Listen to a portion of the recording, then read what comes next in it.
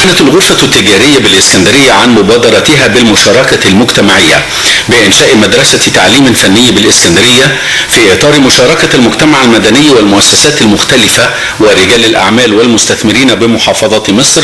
من أجل دعم وتطوير منظومة التعليم الفني في مصر، ومن أجل التشجيع على زيادة العمالة المدربة والمؤهلة نظريا وعمليا في مختلف التخصصات والمهن الحرفية المطلوبة بسوق العمل، بتخصص مدرسة التعليم الفني بالإسكندرية في تصفيف الشعر والتجميل،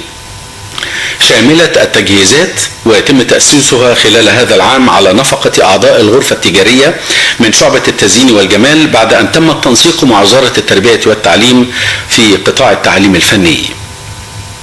وقد أكد سعيد طه رئيس شعبة التزيين والجمال بالغرفة التجارية على أنه سيتم التدريس وفق المناهج المعتمدة والمقررة بالوزارة، ومن أجل التشجيع على زيادة العمالة المدربة والمؤهلة نظريا وعمليا في مختلف التخصصات والمهن الحرفية المطلوبة بسوق العمل، بتخصص مدرسة التعليم الفني بالإسكندرية في تصفيف الشعر والتجميل، شاملة التجهيزات، ويتم تأسيسها خلال هذا العام على نفقة أعضاء الغرفة التجارية من شعبة التزيين والجمال بعد أن تم التنسيق مع وزارة التربية والتعليم في قطاع التعليم الفني.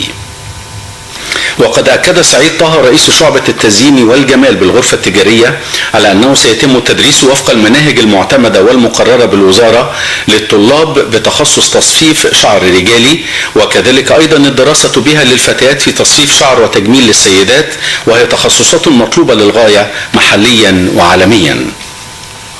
هذا وقد دعت الغرفة التجارية إدارة التعليم الفني بزيارة لمقر شعبة التزيين والجمال بالغرفة التجارية بالإسكندرية لحضور مهرجان تصفيف الشعر للرجال والسيدات،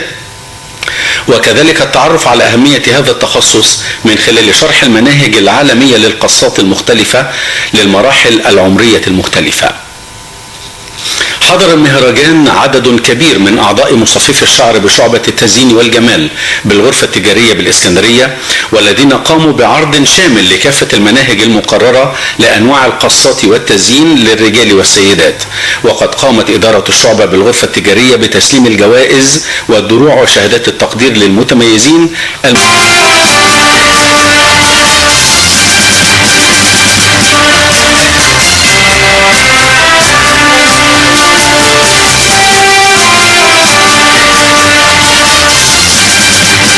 Alexandria Chamber of Commerce announced an initiative for social partnership in Alexandria. A technical school will be established to increase a number of trained and qualified technicians in Alexandria. The school, funded by businessmen and non-governmental organizations, provides training in the field of makeup and hair salons. A number of training course attendees were handed medals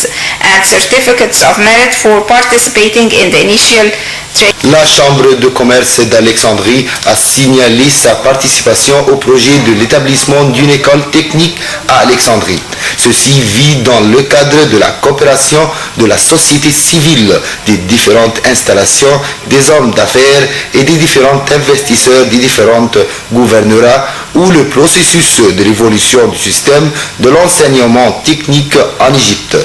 Par ailleurs, la Chambre de commerce a invité de l'appartement de l'enseignement technique de visiter le siège du département d'emplacement et de la beauté de la Chambre d'Alexandrie et a assisté au festival des coiffes d'hommes et des femmes, à se renseigner l'importance de ce département dans le domaine de la beauté générale.